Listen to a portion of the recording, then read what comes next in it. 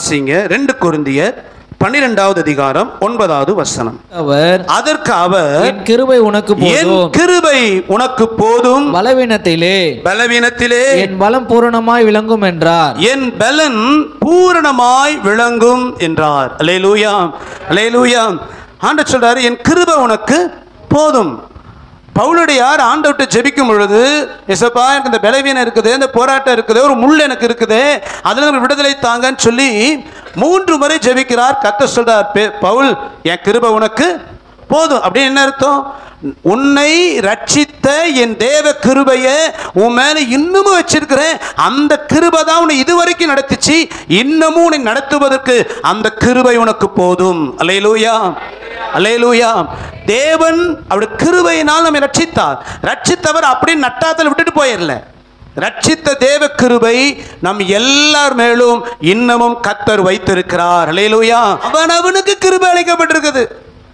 கர்த்தர் நம்ம எந்த நோக்கத்துக்காக தெரிந்து கொண்டாரோ அதுக்கு ஏற்றது போல எல்லாரும் கிருபை தந்திருக்கிறார். கிருபை இல்லாத ஒரு மனுஷனும் இல்லை. நம்மை ரட்சித்திருக்கிறார் என்றால் எல்லாருக்கும் தேவன் தன் கிருபையை நம் மீது வைத்திருக்கிறார். அல்லேலூயா, அல்லேலூயா.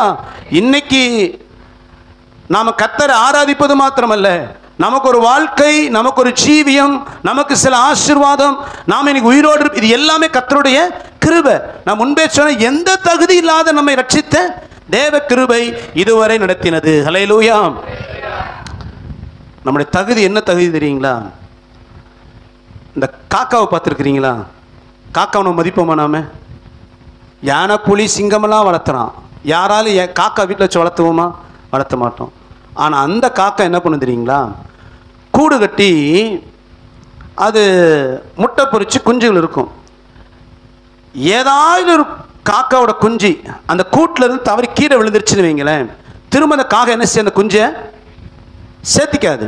ஆனால் என்ன பண்ணுன்னா அதுக்காக பரிதவிக்கும். இந்த சூழ்நிலையில் விழுந்து போன காக்கா குஞ்சை நம்ம யாராகிலும் போய் அப்படி தொட்டு தூக்கி, வழியில் யாராவது வண்டி இது ஏறிடக்கூடாது அப்படி கொஞ்சம் தடவிலாம் கொடுத்து ஓரமாக வச்சுட்டு போனோன்னு வச்சுக்கோங்களேன், அந்த காக்கா கொஞ்சம் முடிஞ்சிச்சு. என்ன பண்ணுறீங்களா? எல்லா காக்காவும் சேர்ந்து அந்த குஞ்சை கொத்தி கொத்தி கொண்டு போட்டுரும். ஏன் தெரியுங்களா? போய் இந்த மனுஷங்கையும் மேலே பட்டுருச்சே, என்ன செய்திருச்சான்? இவன் கையும் மேலே பட்டுச்சே, வேற எது பட்டிருந்தாலும் பரவாயில்ல. காகம் கூட நம்மளை எப்படி பார்க்குது? கேவலமா, அருவருப்பா. ஒரு காகத்தால கூட மதிக்கப்படாத ஒரு ஜென்மம் நீங்களும் நானும். அல்லேலூயா. நம்ம நினைக்கிறோம் அது அண்டங்காக்கான்னு, அது அதை விட கேவலமா நம்ம நினைக்குது. உண்மைங்க, இது விளையாடு உண்மை. நம்ம கை காக்கா கொஞ்சம் மேல பட்டுருச்சுன்னா காகம் திரும்ப அதை என்ன செய்யாது, விடாது, கொத்தி கொண்டுடும். நல்லா இருக்கிற ஊறுகாய் மாசக்கணக்கில் இருக்கும். ஒரு நாள் விரல விட்டு ஆட்டுங்களேன், அடுத்த நாள் தூக்கி குப்பை. அவ்வளோ புண்ணிய கைகள் நம்முடைய கைகள். மாடு பல மாதம் நடந்து போனாலும் புல்லு முளைக்கும். நம்ம கொஞ்ச நாள் நடந்து போயிட்டு அந்த முளைச்ச புல்லு செத்து போயிடும், மட்டமாயிடும் அந்த தரை. இப்படிப்பட்ட நம்மை தான் அந்த கிருபை ரட்சித்தது. அல்லேலூயா, அல்லேலூயா. ரட்சித்த கிருபை அப்படியே நம்மளை விடலை. அந்த கிருபை நம்ம மேல பூரணமா இருக்கான். பவுலை பார்த்து ஆண்டவர், என் கிருபை உனக்கு போதும்.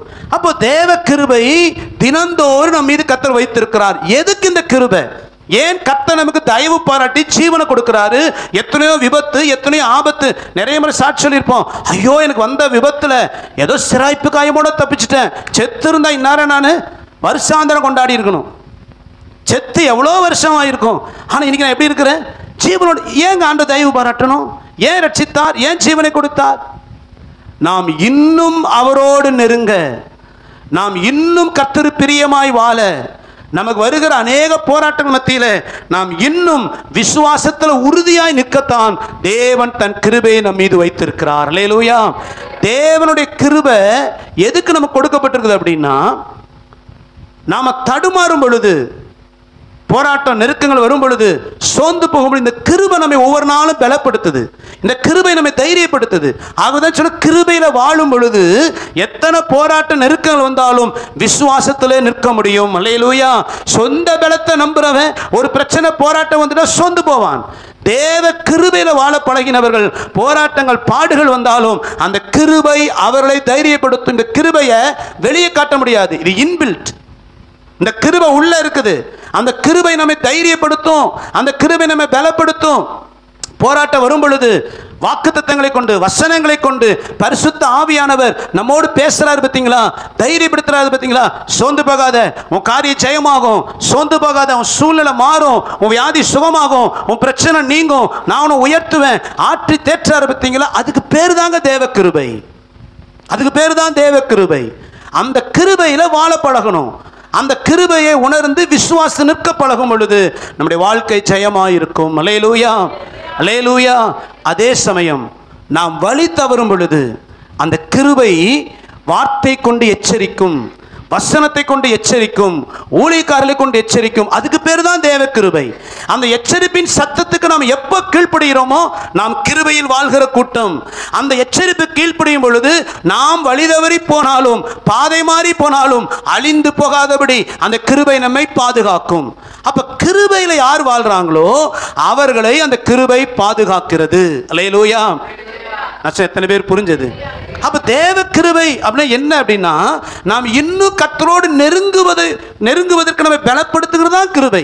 இன்னைக்கு ரட்சிக்கப்பட்டு சபைக்கு வருவார்கள், ஒரு சின்ன பிரச்சனை வந்துட்டா, குடும்பத்தில் ஒரு போராட்டம் வந்துட்டா, ஏன் பின்வாங்கி போயிடுறாங்கன்னா தன்னை தைரியப்படுத்துகிற அந்த கிருபைக்கு தன்னை விட்டு கொடுக்காததினால், அந்த விசுவாசத்துக்கு தன்னை ஒப்பு கொடுக்காததினால், அல்லது சில காலம் சபைக்கு வருவார்கள், கர்த்தர் ஆராதிப்பார்கள், ஊழியம் செய்வார்கள், ஆனால் சில பாவத்தில் விழுந்து வழி தவறி கர்த்தரை விட்டு ஊழியத்தை விட்டு விலகி போகிற கூட்டங்கள் உண்டு.